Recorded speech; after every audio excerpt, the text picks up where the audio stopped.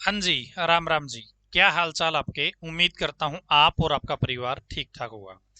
दोस्तों, सीईटी पर ढेर सारे केस चल रहे हैं। आज भी एक केस की सुनवाई थी और 1100 बच्चों ने मिलकर एक कोर्ट केस किया था।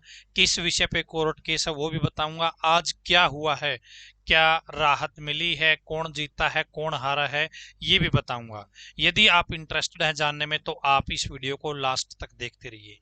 साथ में बीसी का जो सर्टिफिकेट है वो रिजेक्ट कर रखा है, उनके बारे में भी बात करेंगे। तो आप यदि बीसी कैटेगरी से हैं और आपका फॉर्म रिजेक्ट हो रखा है, आपने डॉक्यूमेंट पहले का लगा रखा है कट ऑफ डेट से पहले का, तो भी आपके बारे में अपडेट है। जानना चाहेंगे तो इस वीडियो को लास्ट तक जरूर देख लीजिएगा। ये है जी CWP 17/449/2024 का केस है। 24 जुलाई को रजिस्टर हुआ था। आज इसकी पहली सुनवाई थी और कोर्ट रूम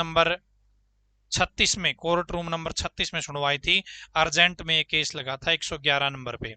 अजय व अन्य ने केस कर रखा है। मनदीप सिंह लांबा इनके एडवोकेट हैं।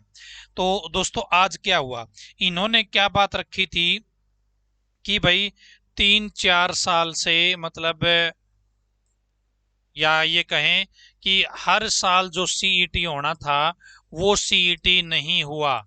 हर साल जो सीईटी होना था, जो कि एडवर्टाइज नोटिफिकेशन में लिखा हुआ है पॉलिसी में कि हर साल सीईटी होगा, तो सरकार ने सीईटी हर साल नहीं करवाया और केवल अब तक एक ही सीईटी लिया गया है। एक ही सीईटी लिया गया है, ठीक है।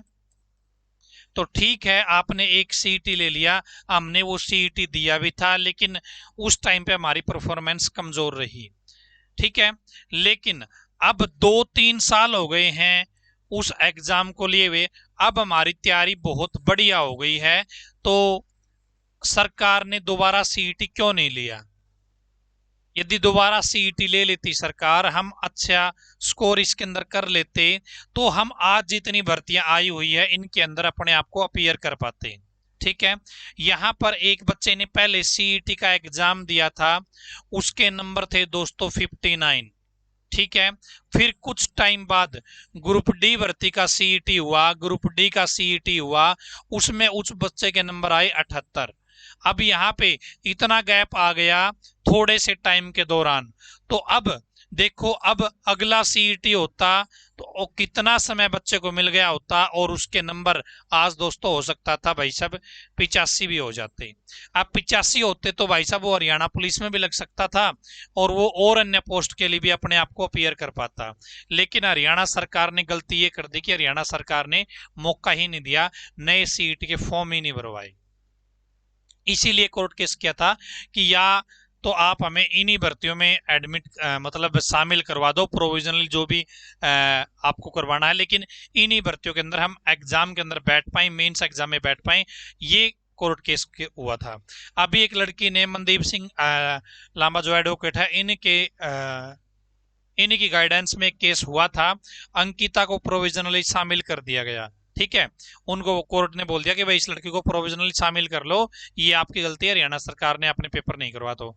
तो उस मामले में अब हरियाणा सरकार दोबारा से याचिका डाल रही है, एलपीए लगा रही है कि भाई ये गलत फैसला सुना दिया है, ठीक है। तो एलपीए में जाएगी सरकार और अंकिता को भी पेपर में बैठने से मना कराने की कोशिश है वहां पे की जाएगी। बच्चे भी चाहते थे कि जैसे अंकिता को छूट मिली है हमें भी छूट मिल जाए। 1100 बच्चों ने मिलकर कोर्ट केस किया था, लेकिन आज हुआ क्या? आज वहां पे बताया जा रहा है कि एडवोकेट साहब ही नहीं पहुंचे। क्या है? वकील नहीं आए भाई, बच्चों की तरफ से जो वकील किए गए थे वो नहीं आए।